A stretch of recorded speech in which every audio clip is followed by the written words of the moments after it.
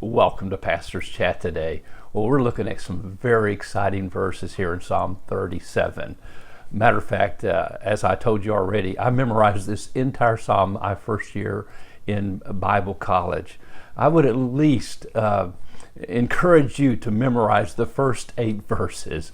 They will help you, they'll bless you, they'll keep you, they'll help you deal with the evil in the world around you, they'll keep you from fretting, and they will help you to understand that when you delight in the Lord, you're going to find what you really are looking for in life.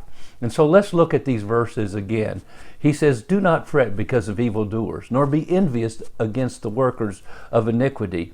For they shall soon be cut down like the grass and wither as the green herb. Trust in the Lord and do good. Dwell in the land and feed on his faithfulness." Now, we talked about that yesterday a little bit. The first thing we do is trust in the Lord. 1 negative, don't fret, but 4 positives. Trust in the Lord, he says. Delight in the Lord. And then he says, commit your way to the Lord. And then rest in the Lord and wait patiently for him. And so we see this first one is trust. Trust in the Lord. I love that old song, trust and obey, for there's no other way to be happy in Jesus but to trust and obey. It means you put your faith in him, you believe in him, you know he is a faithful God. Feed on his faithfulness, because when you trust in him, you know that he will be there for you no matter what, in the good times and in the bad times. Trust in the Lord. Dwell in the land. Don't leave from where you should be. I remember in the book of Ruth, remember there was no bread in the land. There was a famine, and Elimelech took his wife Naomi and he went down to Moab.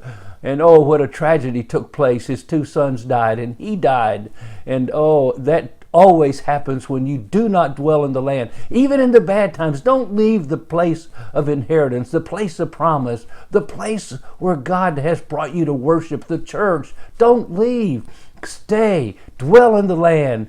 Dwell on his faithfulness. Quit looking at the people around you that are hypocrites and causing problems in the church and saying things they shouldn't be saying, doing things they shouldn't be doing. My friend, stay. Dwell in the land. Now, if you can't, God bless you, but find a church you can stay in. Dwell in the land. Dwell where God's put you and grow there for his glory. Now, verse 4, and it's going to take us a few days to cover verse 4. But delight yourself also in the Lord, and he shall give you the desires of your heart. Delight yourself in the Lord. The word translated delight comes from a root that means to be brought up in luxury, to be pampered.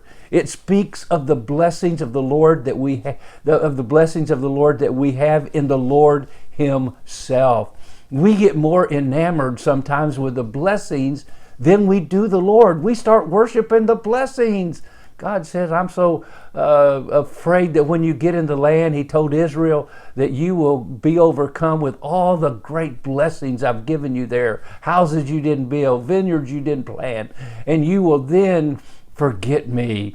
Oh, we often do that. In the time of blessing, we forget it's the Lord who gave us the blessings.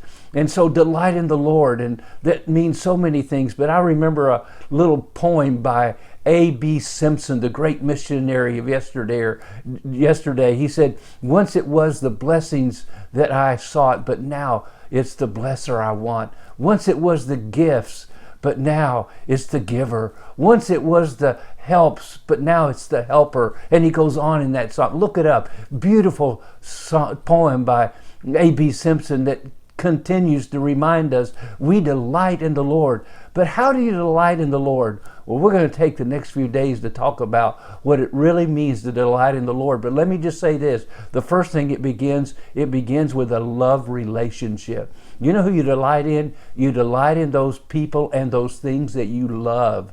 When you really love something or love someone, you begin to delight in them. You take time for them. We'll talk about that tomorrow. So it begins with a love relationship. And let me tell you, that love relationship began with God. Here in his love, not that we love God, but that he loved us. And that while we were yet sinners, Romans 5:8, he gave his son, Jesus Christ, to die for us. Oh, what a great love. And you can love him back. Peter, do you love me? Peter, do you love me? Peter, do you love me? It's all about that. God bless you, and you think about that today. Have a wonderful day.